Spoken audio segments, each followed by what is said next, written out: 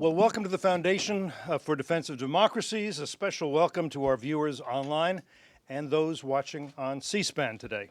I'm Cliff May. I'm the founder and president of FDD, and I'm pleased to welcome you to our event today, Ruthless Prioritization, the Army's realization of the National Defense Strategy. We are honored today to host Acting Secretary of the Army, Ryan D. McCarthy. Thank you so much for coming again. As Secretary Asper and General Milley highlighted in their Army posture hearing earlier this year, the Army confronts a global security environment that is increasingly competitive and volatile. We see great power adversaries working overtime to erode America's military power in order to threaten our interests and those of our allies.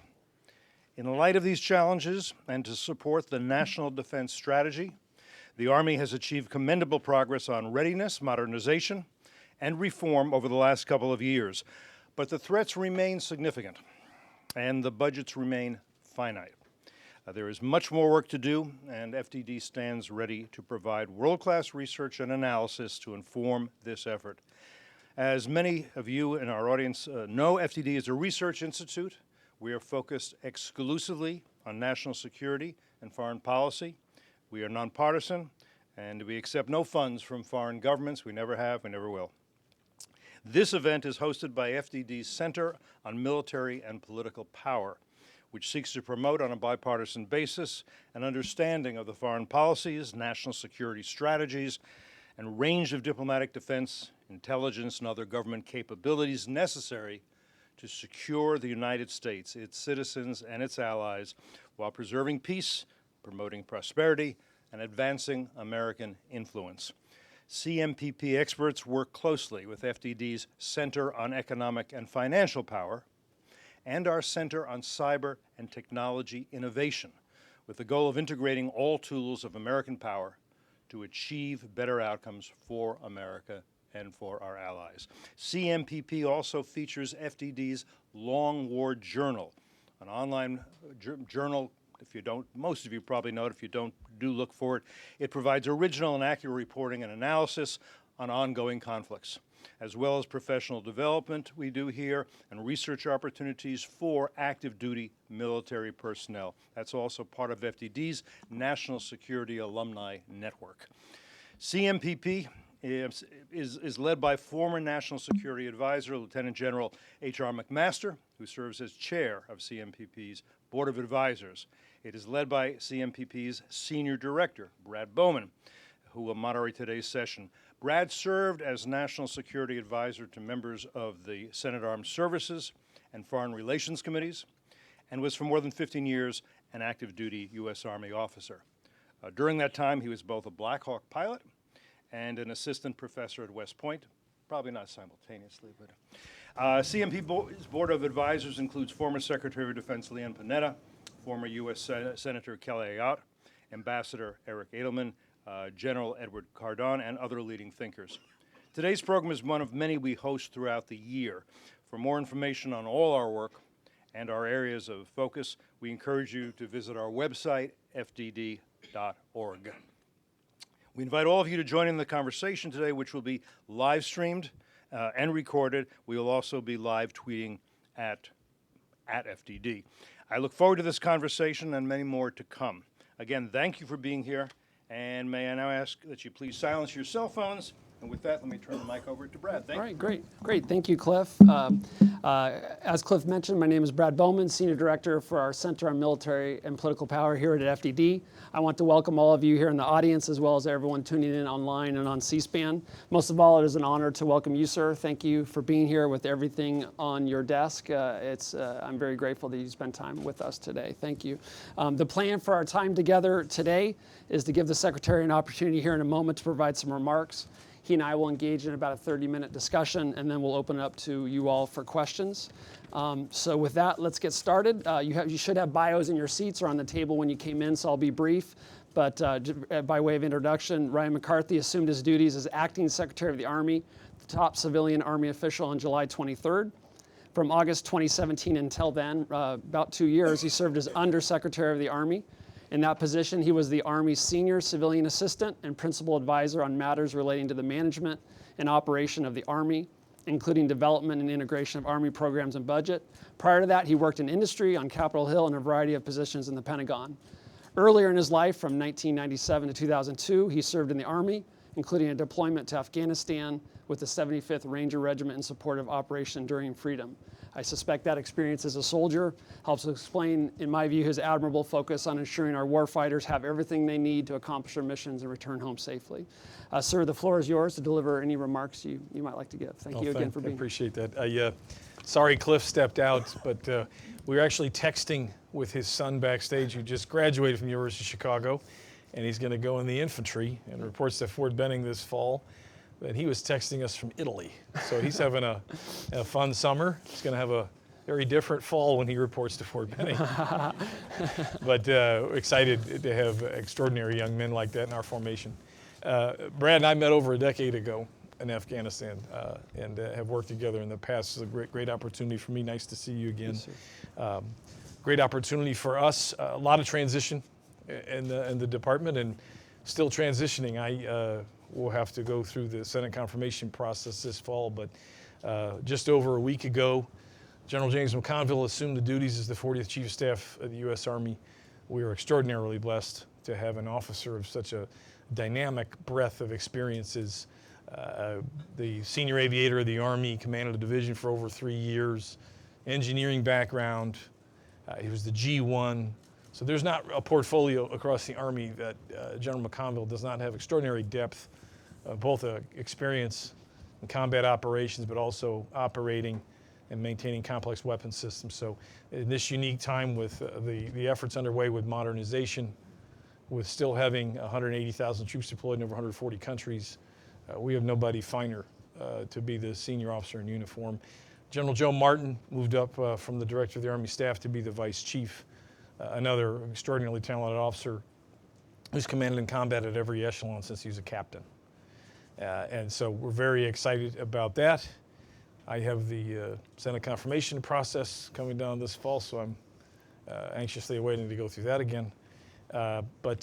So from a transition standpoint, we're very blessed with Martin moving up from the DAS to the Vice. General McConville was the Vice Chief.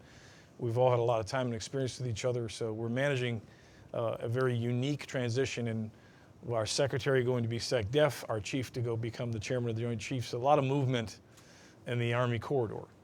With that, what we've really worked very hard on is to remaining focused on the priorities that we've set as an institution. But what you'll hear us talk a lot about more here in the future is on our people. Investing in our people so that they can reach their potential, but also taking a very hard look at how to manage challenges that we face with suicide, sexual assault, sexual harassment, the types of things that tear away at the fabric of an all-people organization, something like the U.S. Army. We are a people organization. So we've been buckled down, been very focused on our priorities. We have been on a very unique journey for the Army over the last 2 years. We've conducted one of the most extraordinary management restructuring changes that we've made in over 40 years with restructuring our enterprise, our modernization enterprise, where we're bringing all of the stakeholders together so we can achieve unity of effort and unity of command all under one roof. So over 2 years ago, we started a process of looking at how we conduct modernization and what does it take to reduce the span time to develop requirements, to experiment with a prototype system, and then ultimately buy tranches, LRIP tranches of capability in field and formation. If you look at it historically, it would take us about 20 years to field the capability into a formation. 5 to 7 years to get a requirement, 2 to 3 years to test it, and then about 10 years to buy enough of the capability to field an organization that has over 1 million people. It's like having a 19-year-old kid that can throw a 100-mile-an-hour fastball, and they don't make the majors until they're 39 in professional baseball terms. It took too long to bring a relevant technology to the field and have it utilized in a formation. So when we went down this process, we knew we had to lock in against investment priorities. We had to look at where all the stakeholders were in the institution and how they were spread across different large organizations, Army commands, or across the headquarters department of the Army. we went and looked at ourselves and said, how do we reduce the time span? Because it really was a business problem. How do we make a decision, an informed decision with speed? So over the time we put through this process, we realized we had to put an enterprise or an organization to be leading this effort. We created Army Futures Command, a 4-star entity, putting it on par with the other 3 major Army commands of FORSCOM, TRADOC, and AMC. And what this organization does is it fuses futures and concepts, combat development, and then dotted line combat systems, which are our acquisition community, working shoulder to shoulder with them. So with all the problems that we've had, in particular with the Army's challenges for technology development over the last several decades, was requirements definition and the discipline of sticking with requirements. You have to make up your mind very quickly and stick with it, and then develop a technological roadmap where you can cycle in new increments of capability over time. But you had to have the same kind of discipline like auto manufacturers in the United States and others, where if you want cooling in the steering wheel, you got to wait for that increment to come in later. You can't stop the production line, change your mind, and come back around. It costs money, you lose time, and this constant fluctuation confuses the vendors that you're working with that are developing the capabilities with you. So we've empowered the requirements community through different policy changes and directives. We created a 4-star organization. We put it in the middle of an American city because we needed an organization that will help us get closer to academia and business and work side by side in the development of capabilities. So over time, we developed 6 investment priorities: long-range precision fires, next-generation combat vehicles, future vertical lift, aviation platforms, network, integrated air missile defense, and soldier lethality, which we refer to as spanning across all the fundamentals of shooting and moving armor equipment on an individual soldier. So these 6 investment portfolios have complementary efforts: synthetic training and position navigation timing, low Earth orbit satellites, things of that nature. There's 31 systems across these investment portfolios that are going to have 80% of the S&T budget for the U.S. Army. And then as we continue to unfold from the 18-19 through about the 25 budget, we'll have over half of the procurement dollars going towards these 31 signature systems. And we crest over that 50% mark by the middle of the FDD'S. So along with the organizational construct of putting an enterprise leader to drive requirements, we went through a series of budget exercises starting in fiscal 18 with our S&T budget, and then in the 19 fiscal year, the 20, and now as we head to the 21, as we're working with OSD on that budget now, has been this massive shift of the Army enterprise of divesting legacy systems and starting to invest against our future. If you were to look just at the 20 to 24 at FDD'S alone, there's about $57 billion worth of opportunity in new business across the 5-year Futures Defense Plan, the 20 budget. So the Army has made a massive change in the way we're doing business and also putting the dollars against it to invest against our future. With 18-19 budget was wonderful, a huge uplift to get that predictable, sustainable funding, getting it on time. As we head into the fall and we know we have a budget deal on the table, the fiscal 2021 deal it's great. This is going to be very helpful for us to have that, but we got to slap the table. Recognize that there's going to potentially be a continuing resolution as they try to smooth out the specifics of the FY20. It's very important that we get that deal done in the early fall, because the challenges of continuing resolutions, if they come back onto the system, continuing resolutions create uncertainty. It creates a lot more conservatism. In the business world, the fluctuation prevents them from investing. They slow their production lines. It creates mass confusion. So we'll work very hard with Congress to try to get this deal done in the fall. And what will eventually happen there is from 18, 19, 20, and 21, you'll see 4 budgets in a row where the U.S. Army was very specific about what it wanted. And it put its money where its mouth is against the 31 signature priorities. The challenge is you're going to see a lot of these prototypes landing this fall and into next spring and summer. Some of them are going to work and some won't. And for the leadership and the Army in particular have to communicate to OSD and others of that. As long as we can learn from the prototypes and we can adjust and we can work with these vendors, we can continue to progress and to bring new capability into the system. A lot of people are going to be watching to see, did you make the right bets? Have you gone too quickly? That'll be on the leadership to ensure that we can buy the time for our folks to work through these problem sets. But over time, we think we're going to have a lot of success with this. We worked very hard on the requirements for these prototypes. And then this 20 to 21 vehicle budget deal, we'll have the funding required to keep those production lines moving, to create these prototypes. We'll test them in the field very rigorously. And that's going to be the window where we're going to see opportunity, where we can start buying low-rate initial production, large tranches of capability, and to start testing them in units at larger scale. And that's really the tipping point, I believe, of how we'll be successful as an institution in this modernization effort. So very important 18 to 24 months ahead of us as we face this modernization effort. But one thing, modernization is not all about materiel. A lot of it is the operating concept that you apply against these new weapon systems. The Army has a concept called multi-domain operations. So basically, we've taken the air-land battle that you heard us use for decades, and now you're applying space and cyberspace. And how will that change the operating model of the Army over time? Some of that is materiel, but a lot of that as well is the doctrinal concepts that we develop and put into these formations. We have what we call our .mil PF continuum: doctrine, training, materiel, logistics, and bringing all these pieces together so that the team operates as one. Changing the operating concept and the materiel will change our structure over time.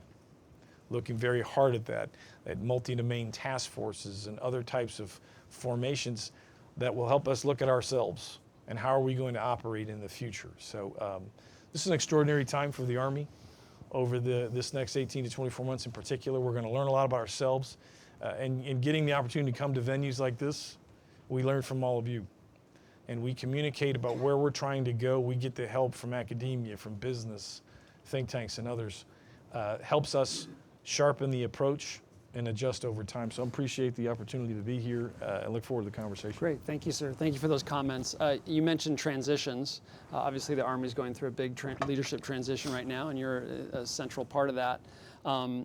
Transitioning from undersecretary to acting secretary. I noted, as I mentioned earlier, that you were confirmed in the Senate to be undersecretary via voice vote. And for those not versed in the workings of the way the U.S. Senate floor works, that usually means it was unanimous. And so you had unanimous support to be confirmed as undersecretary.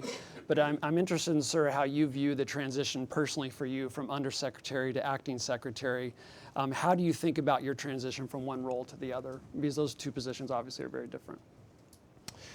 It's very difficult. You have, the way you approached each day. I love working the details of issues, taking hold of certain portfolios. Dr. Esper had me drive largely the budget and modernization and reform efforts. Shifting gears to that job, you got everything. So the way you approach the day, your behaviors, everything is different. So. If confirmed, touch wood somewhere, hit it 3 times, that you have to adjust. Yeah. I've seen it already with General McConville. He's already made the adjustment very quickly. He has extraordinary experience assuming command positions. So it's making that adjustment and checking yourself and editing yourself each day of how you approach every meeting and every engagement with, privates, sergeants, general officers, doesn't matter. So it is a big adjustment, and I'm gonna have to rely on my teammates, and I got wonderful ones. So excellent. A member of our board is Ambassador Eric Edelman, who I know knows you and respects you and sends his regards. He was co-chair, as you know, of the National Defense Strategy Commission, important report that came out a while back. That commission found in its report that the U.S. is confronting a crisis of national security, warning that the U.S., quote, might struggle to win or perhaps lose a war against China or Russia. I think a lot of Americans who hear that might be startled by that. You know, people that don't kind of do this for a living day in and day out might be startled to hear that this bipartisan independent group of experts would come to such a conclusion.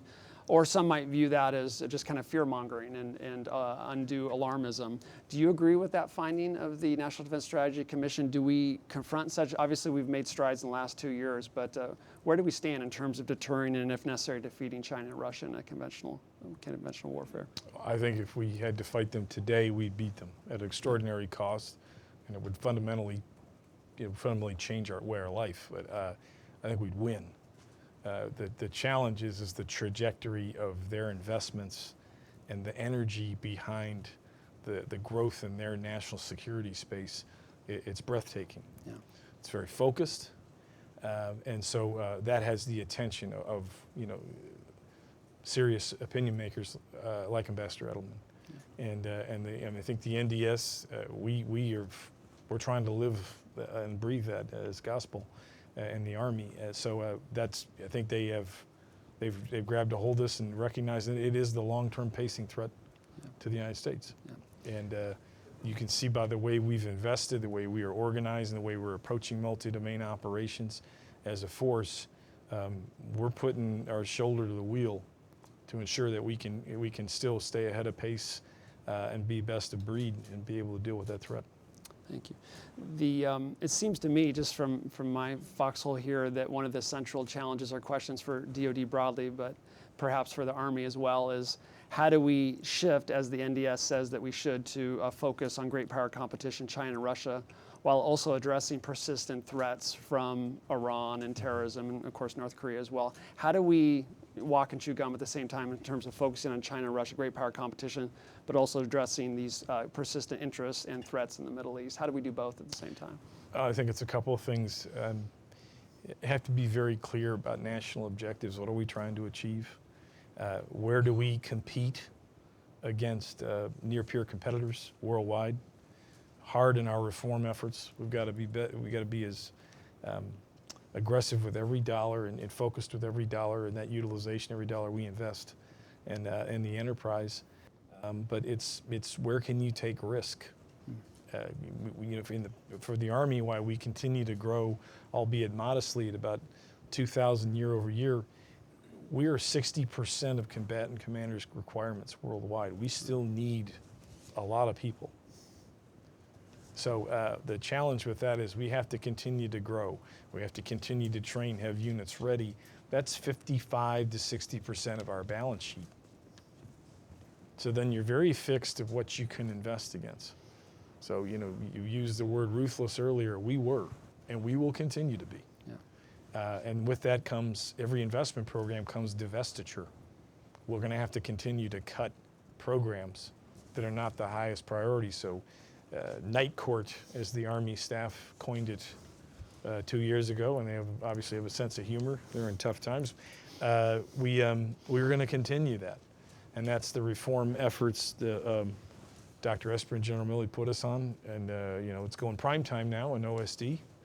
And we're going to keep doing that for years to come. Based on the extraordinary contributions and sacrifices of the Army since 2001 in Iraq and Afghanistan, it seems to me that the Army appears to be the service facing the largest adjustment, moving from, maybe preoccupation is not the right word, but a focus on counterterrorism, counterinsurgency, and stability operations to this great power competition we're doing. As you lead the Army, how do you think about that adjustment? Are there things that we can learn, best practices that we can learn from those tough experiences in Iraq and Afghanistan that apply to the gray zone conflict with China and Russia, both inside the Middle East and beyond? Because we know this competition with China is just not in the Indo-Pacific. It's a global competition. Yeah, the counterinsurgency operations that you referenced are not going away. We thought that post-Vietnam, so it's not, and that demand will remain for decades to come. So under General Milley's leadership, we focused on creating security force assistance brigades, so institutionalizing the hard lessons learned that you referenced into organizations that will do advise and assist operations worldwide. So these are second command opportunities for officers and senior enlisted folks These are second opportunities for them, so they're all very seasoned personnel. So we're institutionalizing those behaviors into SFABs, and what we're doing is trying to protect the large formations that we had to break up, to support these missions, and focusing their readiness against near-peer competitors. And we've got that across all the verticals, from home station training through the combat training center rotations, where they do their larger collective work, going from individual to the large collective. The Army's role in deterring Russia in Europe seems pretty clear to me. You know, the role that the pivotal role the Army plays in EUCOM in deterring additional aggression by Moscow. Curious, what role do you see the Army playing in the Indo-Pacific in terms of deterring China? A lot of people focus on the maritime and air aspects, Navy and Air Force.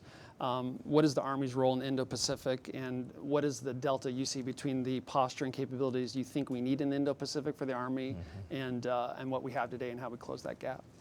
Was it 2 or 3 wars in the last century? We're all on the ground over there. So, I mean, we're going to have a role if something were to happen. But in the great competition space, advise and assist capability will be critical with allies and partners throughout the region.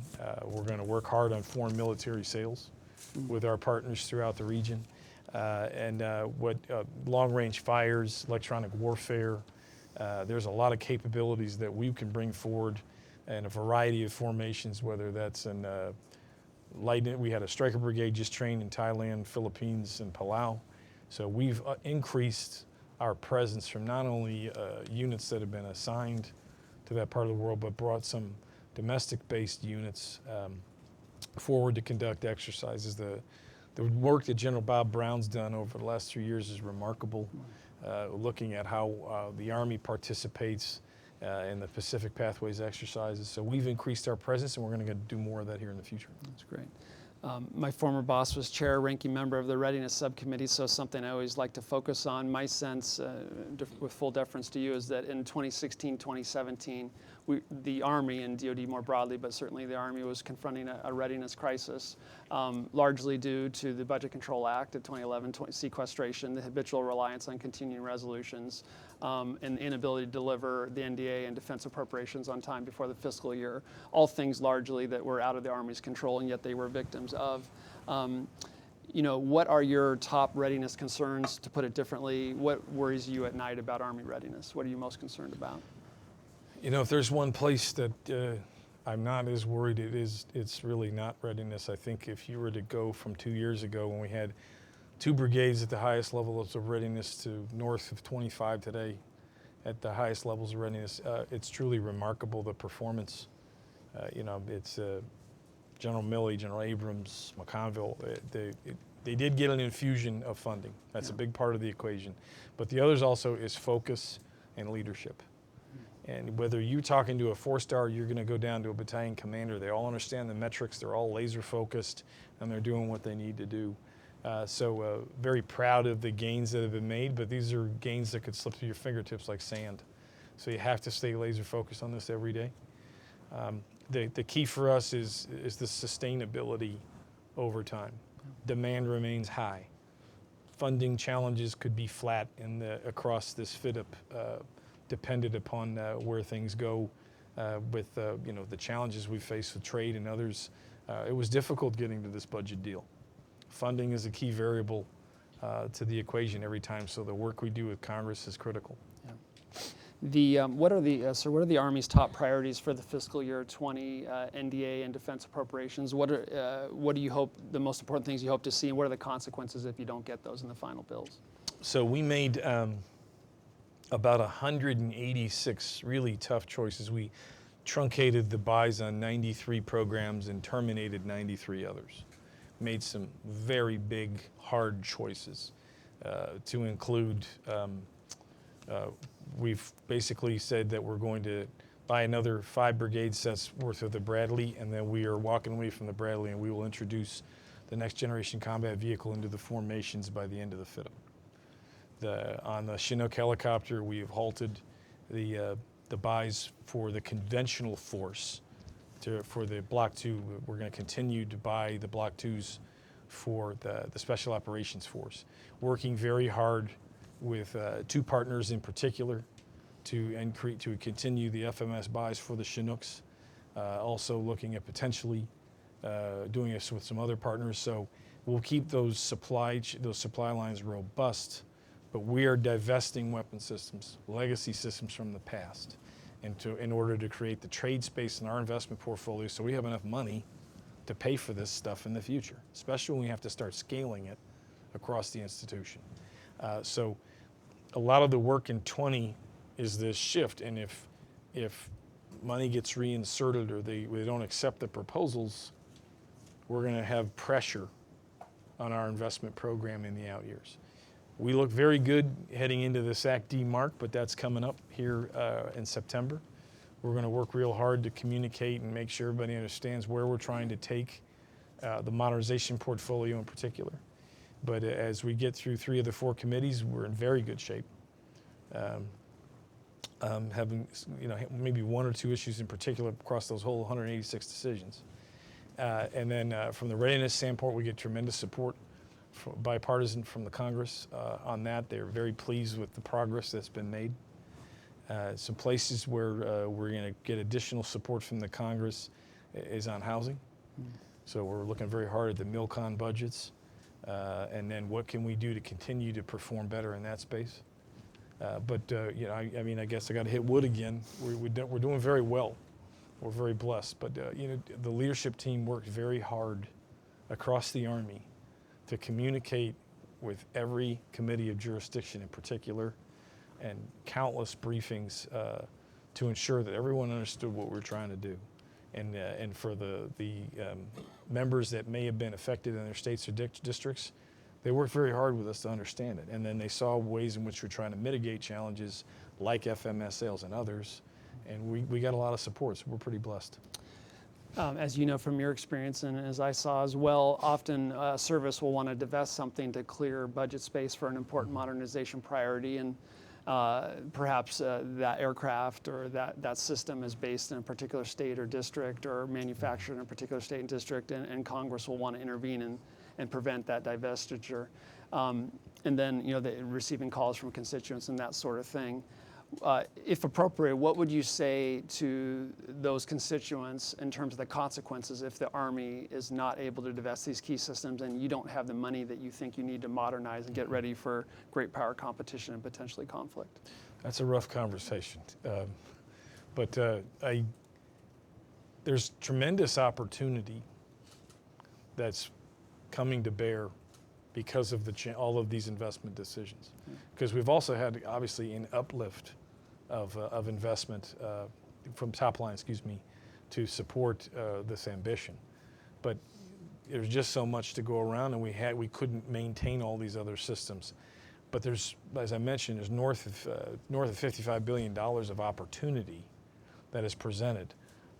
The companies and the districts and states that have been affected also have vast opportunity to win new business. So in many cases, these are business decisions by the leadership of these corporations, but there's a recognition they have the talent, they have the production lines and the systems in place. It's just developing new products. So that's why, if you think of 186 of these types of decisions, we've narrowed it down to about 1 or 2 where we're working back and forth with the Congress. So we worked very hard to communicate with them. Dr. Esper and General Milley introduced this process where we had every Monday night we'd bring in a CEO, and we'd sit there with their leadership team, we'd have dinner.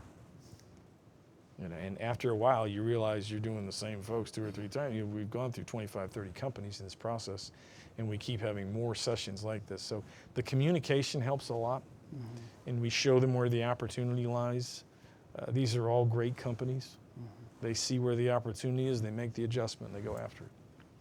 Seems to me, just a quick unsolicited comment, that if the Army is not able to divest key legacy systems, then you're not going to have the money you need to modernize, and that could have life and death consequences in the next conflict. And so we want the Army to have the money that you need to do that, and I think it's important for Americans to understand that. In addition to discussions in conference committee about individual programs, there's obviously going to be perhaps some discussion about the top line number. I'm curious your perspective on at what top line funding number would the Army be unable to implement the National Defense Strategy? So today, if we hold flat, we have $182 billion, that includes OCO. If we stay flat in the out years, our buying power starts to reduce. And that's where I think it was Secretary Mattis and General Dunford testified about close to 2 years, maybe about a year and a half ago. And they talked about the real growth, 2%, 3% plus inflation. So that's when they say real growth, be required across this fit-up. And that's where you see such aggressive efforts on reform, is that if we can't achieve a top line of that magnitude, we're going to have to find ways to claw back $10, $15 billion a year as a Department of Defense to be able to finance both readiness and modernization in particular, because we'll start to stall out. In the Army's case, we're performing the analysis right now that if the 31 signature systems that I referenced before are starting to really look like they have the makings of a system we want to bring in the formation, where you take that prototype and you start to really go down the path to develop large tranches of capability, we're going to need more money to scale it in its relevant time frame and to be able to deploy with them. So as you kind of look at fiscal year 22, it's amazing. We're finishing the 20, we're working on the 21 internally, and we're already starting on 22. We do budgets every day. When we look at that, the choices that the Department of the Army will have to make from 22 to 26, we will have to find more money for the modernization effort under current assumptions of being flat. I don't have that number today because we just haven't performed enough rigor against it, but the type of reform behavior will be necessary under flat conditions. And I would just note that the National Defense Strategy Commission that I referenced earlier, this independent congressionally mandated group of bipartisan experts, said that they believed that DoD need, I think, 3 to 4% real GDP growth in order to implement the National Defense Strategy. So it seems to me it would be real tough to do that under a flat budget. Sir, if you were to get one additional dollar above the Army's or the President's budget request, DoD's President budget request, where would you spend that next dollar? Probably in the modernization portfolio. I think we're yielding a lot of progress. In particular, so for General Murray's command, we've been able to reduce the requirements process, which was normally taking us 5 to 7 years. He can crank out fully loaded requirements documents to Dr. Jetty, who will release an RFP to vendors in about 18 months or less for complex weapon systems. So we've reduced the span time it takes to make a decision and turn to a contractor to say, develop me a prototype helicopter, armored vehicle, machine gun. And reducing that span time is the speed of an order for business. Reducing that cycle time to achieve a sale, that's great for American business. That's great for us because we're going to get it sooner. We don't spend millions and millions of dollars talking to ourselves, moving paper back and forth to try to make up our mind. The speed at which we can bring these capabilities forward will help us change. And between the materiel and the work that General Murray's command is doing on multi-domain operations, that's how we're going to transform the Army. Excellent. Last question from me before we go to the audience. As you know, the National Security Strategy and then the subsequent National Defense Strategy and also the Army Posture Statement from earlier this year that I reviewed all emphasize the importance of allies and partners. And when I think of China, one of those partners that I think of is Taiwan. Mm-hmm. So I know this is kind of a bit specific, but to be interested in any update you might be able to provide on what the Army is currently doing with Taiwan, and if there might be a way to expand, deepen, strengthen the events and exercises that we do with them, because giving them weapons is one thing, but as you know better than me, readiness capability also depends heavily on training and exercises as well. So I know we have a couple of Special Forces ODAs train there regularly, great frequency. They are part of the Pacific Pathways exercise. We're working an M2A2 Abrams sale with Taiwan. So across a variety of different means, we're working that partnership very strongly. I heard just the other day we're announcing a potential pursuit of an F-16 deal. Yep. So working very hard with that partner, and the Army's participation is pretty robust. Great, thank you.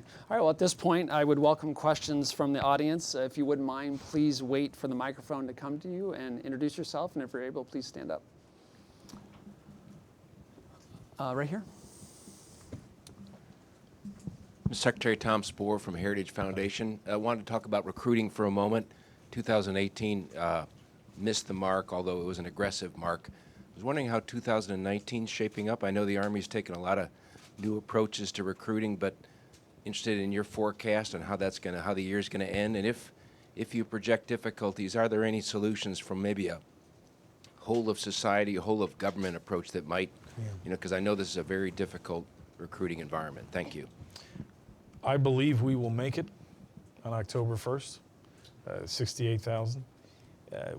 You did highlight, though, the real challenge that with 3.6% unemployment, we've never seen a benchmark like this since 1969, and we didn't have an all-volunteer force in 1969, so we have really no metric for us to know how we're going to do in this type of environment. The other challenge is the 17 to 24-year-old men and women in this country. About 70% of them would require a waiver because they're either the drug use, the challenges with the law, mental health. So that sample size is really small. It gets much smaller. And so we've been laser focused on that. So things that we've done is we made some big changes to how we're doing marketing. We changed the partner. We moved a team of civil servants and uniformed personnel to work side by side with the advertising firm. We've hired some micro-targeting marketing experts to help us with geofencing and some very sophisticated techniques of how to identify potential recruits. But more so than anything, we're changing the way we message and communicate to the country. We're focusing our efforts on 22 key cities in every corner of the country. And the Army senior leaders are traveling to cities. And we're meeting with mayors and superintendents of schools and directors of park and recreation and every other thing, because we need civic leaders to help us communicate to young men and women and their parents and find a way to show how the Army has 150 different operational specialties. There is no other institution in America that's going to help you find the middle class than the U.S. Army.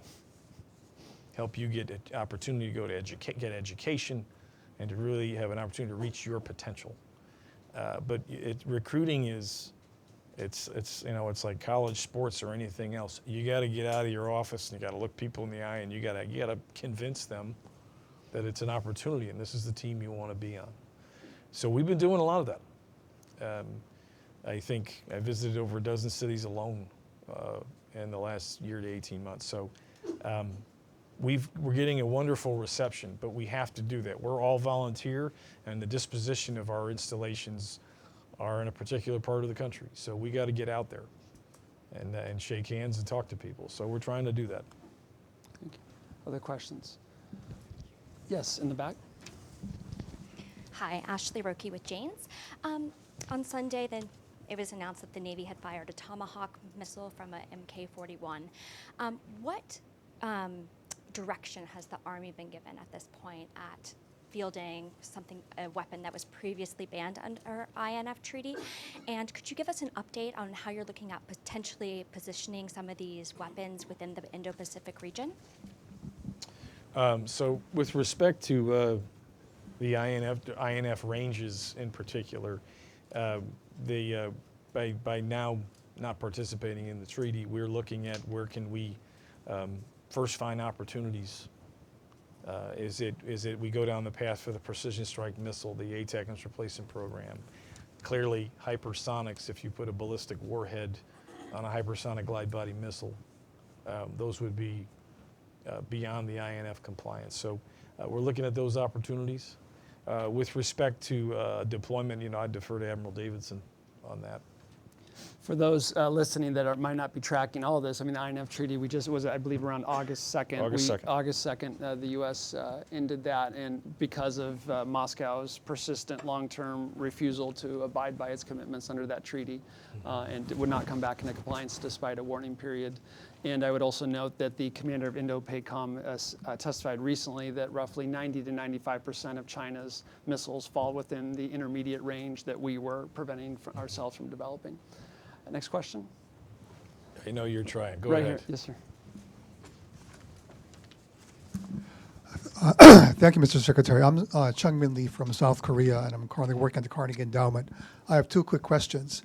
The Chinese are investing billions of dollars literally on AI, quantum computers, hypersonics, all of the things that you are concerned about. As you look into the future, are you going to work with your Japanese, South Korean, and Australian allies in developing next generation systems? And number two, how assured are you or confident are you that the U.S. forces Korea will remain in the ROK regardless of the negotiations on denuclearization? Thank you. With respect to joint investment, those decisions are usually driven largely from the Office of the Secretary of Defense. So Ms. Ellen Lord would drive that. I know she works very hard with partners. They're looking at opportunities to do that, just that. With respect to USFK position, I've not heard anything different than our current posture. Great. Other questions? Yes, sir. Here comes the microphone. Thank you. Thank you, sir. Russ Reed with the Washington Examiner. Wanted to go back to a statement you made regarding if we had to fight China now, it would be costly. Could you expound upon that a little bit for us and offer some weaknesses you see within the Army that could help maybe make it a little less costly in the future? Well, it'd be, I mean, it's a country of 1 billion people, and we'd be tremendous casualties, would be tremendous expenditure of American blood and treasure. Sorry, that's what I was referencing. Thank you. Next question. Yes, sir. Right here. Retired General Skip Sharp, great to see you again, sir. I'm glad you brought up multi-domain operations and what the Army's working on it, because I truly do believe that when we get into competitions to deter and potentially defeat people like China and Russia, multi-domain operations, kind of any sensor to any shooter, are going to be required to do that. But my question is, what's the Army doing? Is there a movement to make this truly work, which has to be done in a joint environment? What the Army's doing from acquisition, what we're doing working doctrine and all of that from a joint environment. I hope with Mark Milley going up to be the chairman and the secretary going up to be the secretary, that will move in the future. But anything that you can talk about how doing what the Army's doing, but doing it in a multi-domain operation sense from a joint perspective, and eventually from a combined perspective, because that's the way we're going to fight. Thank you.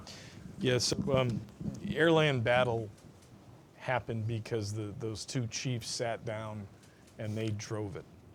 It takes that senior level leadership to really sit down and hammer this out. I'm very encouraged by the efforts. Lieutenant General Eric Wesley, who really drives this for us in Army Futures Command, he's done a remarkable job corralling the Navy and the Air Force, Marine Corps at about the 3-star level. And they've been working on this, and they've been socializing this throughout the department for over the last year. And if you kind of harken back to what it took to bring air-land battle to bear, it took you several years of the back and forth. I think we have the right leadership, they have the right sight picture. The Air Force is coming very close together with us. We're working hard to bring a lot of the maritime pieces together here. So there will be some leadership changes. Obviously, General Milley assumes on October 1st. But the Joint Chiefs will be set, and that's really where the work will be done in the tank. It'll pick up, I think, a lot of momentum in the late fall. Great. Other questions? Yes, in the back, please. Yes, Peter Wilson, Rand Corporation. I'd be interested to know your comments about an issue that doesn't seem to be getting enough attention, in my opinion, and that is the potential acute vulnerability of the Joint Forces logistics system at the tactical and operational level to be subject to enormous attrition. And we have a system that's built around a modus of operandi, which kind of assumes invulnerability or lack of threat. What innovations will the Army make in the next 5 years to try to make that system at the operational tactical level more robust to support the maneuver forces, et cetera? One of the places that I think that General Gus Perrin has done a great job, our Army Material Commander, he's really pushing hard on additive manufacturing, the production of parts at the tactical level, so that we can really expand the supply chain, if you will, for our formations. We're working, we've tied in General Mike Murray's folks, Futures Command, so increasing the tensile strength on these parts so we can put them into our vehicles. We're doing better with predictive maintenance. So we're doing things to try to improve at the local level, to be able to consolidate really at brigade level to expand the lines of heavier formations within the next couple of years. Yeah. Hi, Haley Britsky, Task and Purpose. Good to see you, sir. You mentioned focus on personnel, sexual assault, sexual harassment, suicide. I know that's also a focus for General McConville. How are you going to ensure that the importance you all are placing on that trickles down to platoons, companies, battalions? Clearly in the way we communicate in our presence, but one of the things is the training that we're utilizing effective? Are we communicating the right way to these young men and women? The statistics are going the wrong way.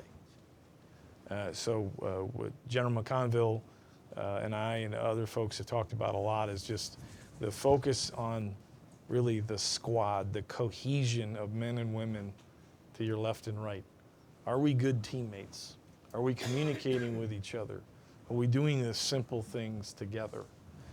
General McConville, General Martin, Jim McPherson, other leaders within the headquarters DA, we eat together a lot. We go to the gym together. We get to know each other. You got to know your teammates. So try and exhibit those types of behaviors to ensure that just within HQDA, are we being good teammates? You know, sometimes technology drags you away and you're buried in your iPhone all the time. Just go to a restaurant. You'll see a family of four and they're buried in their iPhones, and there's the waiter, and they don't even look up at them. We're doing that all over the force, and we're not engaging with our teammates. Clearly we have to do something different, because suicides and sexual assaults, the numbers are on the rise. And that's the type of approach that we're going to take going forward, because we've got to get better. Other questions? Yes. Mayor. Hi, sir. Matt Banner from Defense Daily. You mentioned the next 18 to 24 months as an important time for the modernization effort. I was just wondering, what are some specific benchmarks across the 6 priorities that you would look at as indicators of success over that time period? So, you know, we're, I guess I'll just walk across the portfolios. For long-range precision fires, you know, the extended range cannon artillery, can we get an auto loader in the next 18 months that works to increase the rate of fire? Do we, you know, we've had some success there. We fired a wrap round twice the distance out of a Paladin. So we've gone from 39 to 70 kilometers, north of 70 kilometers. So we're increasing the range, but we got to increase the rate of fire. So if you don't have an auto loader, we're really not going to get there on the IRCA. Precision strike missile. When we do the tests, I think it's next year. Are we going to hit 500, 550 kilometers? Can we get on pace to put a sensor payload on there in the fusing so it can hit a maritime target? And we test this over the next 24 to 36 months. In the PRISM missile. Hypersonics, are we going to take some tests? We have test shots in fiscal 20. Can we take them? Can they hit something? You know, that's the long-range fires portfolio. We are approaching we're approaching responses on our RFP for the optionally manned fighting vehicle this fall. Can we progress there? Are we going to get folks to come in and compete and to, you know, build some prototypes? Future vertical lift, we have those RFPs on the street. We'll see where that goes. I mean, soldier lethality, the next-gen squad weapon. I went down there and checked it out at Fort Benning about a month and a half ago. They're going to down select here soon. I mean, the prototype that we checked out. I don't want to talk about it. I'm not supposed to because they're down selecting. Anyway, you get the point. Integrated visual augmentation system is about, they're going through their Cape Set 2 this fall. They'll go to Cape Set 3 next year. So we'll be closing in, and those are wickets along the way in development that you see we're closing in on a capability that you can field. So every time these Cape Sets come forward or there's a test and you see improvement, you're continuing to march down that development continuum, and over time you get through it. But things are moving very quickly, and there will be potential for setbacks. And we're going to have to do our best to stay with them and adjust and buy them the time to continue to get through it. David Maxwell in the back. Dave Maxwell, FDD. Two questions. One on multi-domain operations. Do you think we're giving short shrift to the human domain? I mean, we don't talk about it specifically, other than the SFABs, which I think is an innovative concept. You know, we got to focus on stabilization operations, information influence activities, and so are we neglecting the human domain in our multi-domain operations? And second, to follow Dr. Lee and General Sharp, in Night Court and in the ruthless prioritization of resources, is our rotational ground combat brigade to Korea at any risk? And can you ensure that that's high enough priority? Because that's one of the key elements of deterrence, is having a significant ground force there. So I'm not aware of any change for that. With respect to investment in information operations, I don't think we invest enough. We had this conversation on Monday, so taking a very hard look at that, but it's also how you conduct information operations. The Department of Defense has been challenged with this for a long time. I lived this about a decade ago. So it's the challenge of conducting an info op that crosses multiple combatant commanders, who's in charge, who takes the shot, how you put effects on the target. We've improved from where we were, but we have to get better and we have to make more investment. So would you like to make any closing comments or remarks before we wrap things up here? Anything you want to add? No, it's been a great opportunity. I appreciate it. I see there are more questions. I think we're going to sit with the media here in a little absolutely. bit. But thank you for the Thank opportunity. you so much for the opportunity. Thanks to those who joined us here today and for those that tuned in online and on C-SPAN. To stay up to date on the work of FDD's Center on Military and Political Power, I encourage you to follow us at FDD_CMPP or head to our website. Thank you again. This concludes our event today. Have a great afternoon. Thank you.